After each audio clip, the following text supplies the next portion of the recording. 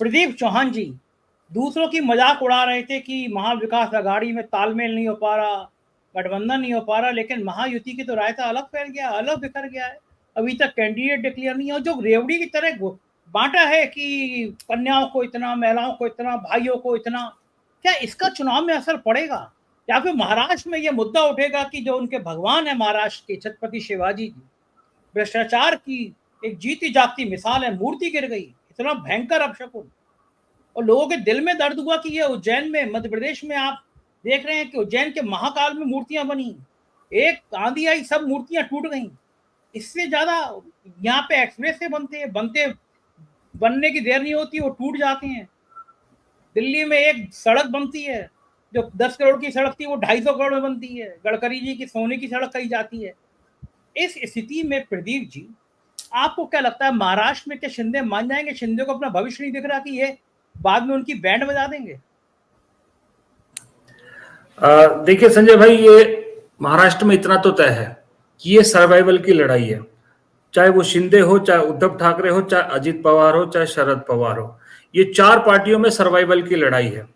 तो इस वक्त जिस तरह से शरद पवार ने 85 सीटें ली है, उद्धव ठाकरे 85 ले जा चुके हैं, अभी और भी लेंगे शायद, उसके बाद शिंदे और अजित पवार की लड़ाई और मुश्किल हो गई शिंदे के लिए खास करके, क्योंकि शिंदे ने जिस उस पे पार्टी अलग की थी, तोड़ी थी, जिस मराठा उसके लिए उन्होंने कहा था पार्टी तोड़ी थी हिंदुत्व के मुद्दों के लिए, आज की डेट में उन्हें बहुत जरूरी है कि कम से कम उतना तो मिले जिनको जितना उद्धव ठाकरे को मिला है। अगर वो नहीं मिलेगा तो आधी लड़ाई शिंदे वहीं हार जाते हैं। एक जो मैसेज जाएगा पूरे उसमें कि शिंदे छोटी पार्टी है, और ये भी मैसेज आएगा कि शिंदे शायद मुख्यमंत्री ना बने दोबारा अगर इनकी सरकार बन भी जाती है।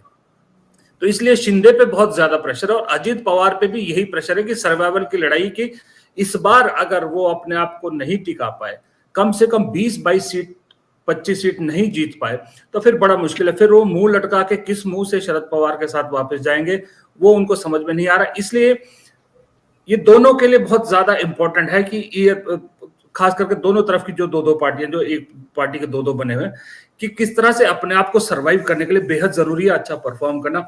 रही बात कांग्रेस और बीजेपी की, देखिए कांग्रेस ने, मुझे लगता है इंडिया गठबंधन के नाम पे पता नहीं क्यों हर बार कांग्रेस की जो है कुर्बानी ज्यादा मांगी जाती है।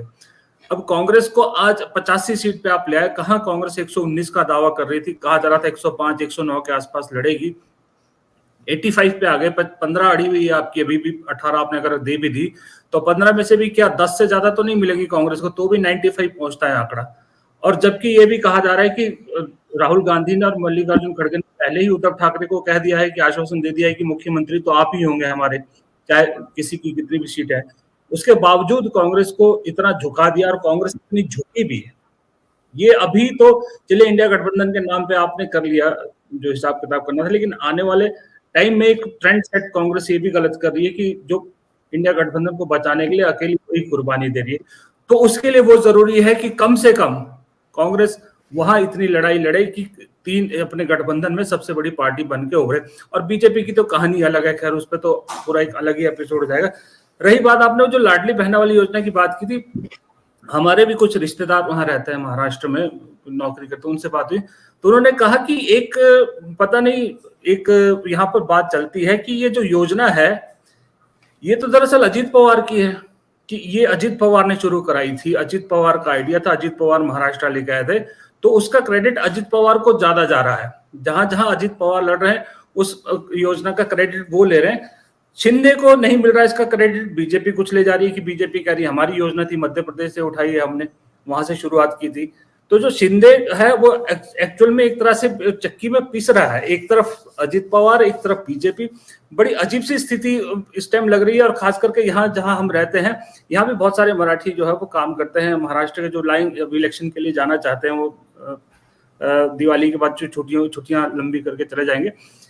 उनकी दिक्कत यह है कि यहाँ जो बच्चे पढ़ते हैं वो नवंबर एंड में, जहां पर विंटर सेशन होता है, बच्चों के फाइनल एग्जाम शुरू हो जाते हैं, तो वो उस दुविधा में फंसे। लेकिन उनकी भी कहानी यही है कि वो सिर्फ और सिर्फ जो आपने मुद्दा उठाया ना, अभी को छत्रपति शिवाजी वाला, वो उस मुद्दे पे सिर्फ वोट देना चाहते हैं। वो चाहते हैं कि, वो कहते हैं कि हमारे लिए तो वो मुद्दा है, क्योंकि हम महाराष्ट्र से बाहर रह रहे हैं, वहां पर क्या हो रहा है उसका हमें नहीं पता, लेकिन छत्रपति शिवाजी का अपमान किसी भी हालत में सहन नहीं कर सकते। तो ये आउटसाइड व्यू है जो मैं आपको बता रहा हूँ, जो महाराष्ट्र से बाहर से लोगों का जो है वो एक सोच है, या जो इस तरह की पिक्चर सामने आ रही है।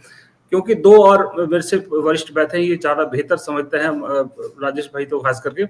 तो मुझे लगता है बाहर का आउटसाइड व्यू तो ये है जो पत्रकार के तौर पे मैं देख रहा हूँ। अब अंदर की खबरें तो आप लोग से ही मुझे ज्यादा पता लगेगी जी।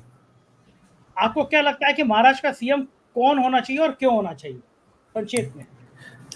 देखिए, महाराष्ट्र का सीएम तो अब मैं तो महाविकास आघाड़ी की तरफ से बोल सकता हूँ। महाविकास आघाड़ी अगर आती है तो मेरे हिसाब से उद्धव ठाकरे ही होने चाहिए। देखिए, एक तो उनके साथ जो सिंपैथी फैक्टर है, और दूसरी बात कांग्रेस के पास सही में बताऊं तो उद्धव ठाकरे जैसे कोई बड़ा लीडर नहीं है अभी। क्षत्रप है, अगर विलासराव देशमुख होते कहीं तब तो जाहिर सी बात है कि विलासराव देशमुख के सामने कोई नहीं टिकता था, लेकिन आज की डेट में मुझे तो लगता है उद्धव ठाकरे ही। और चुनाव किस जोर जा रहा है ये मनीष ने बता दिया कि मुंबई का रुख अगर ऐसा है तो महाराष्ट्र की कहानी मुंबई अपने आप बता रही है। बिल्कुल ठीक बात है। सुधीर सर, आपके हिसाब से महाराष्ट्र का मुख्यमंत्री कौन होना चाहिए और क्यों होना चाहिए? देखिए, कांग्रेस के नेता राहुल गांधी ने औदार्य और व्यावहारिकता का परिचय देते हुए कहा है कि उद्धव ठाकरे ही महाराष्ट्र के मुख्यमंत्री के तौर पर चेहरा होंगे। और मुझे लगता है कि जिस तरीके से घटनाक्रम पिछले वर्षों में लगातार घटित हुआ है और जिस तरीके से उद्धव को बाल ठाकरे के उत्तराधिकारी के तौर पर जनता ने स्वीकार किया है, उसके चलते उद्धव ठाकरे ही श्रेष्ठ और सर्वाधिक स्वीकार्य नेता होंगे और जनता उन्हें बतौर मुख्यमंत्री देखना चाहेगी। एक बात मैं और कहूंगा कि उद्धव ठाकरे ने शिंदे को और शरद पवार ने अजित पवार को आज तक माफ नहीं किया है।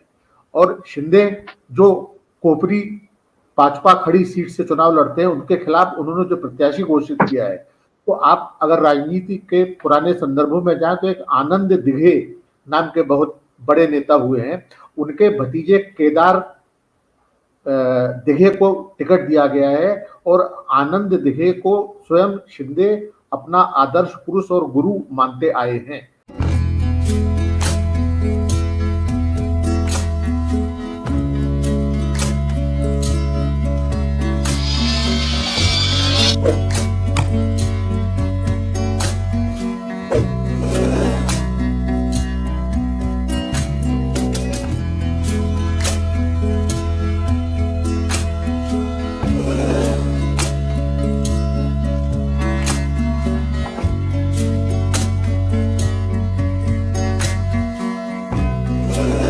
you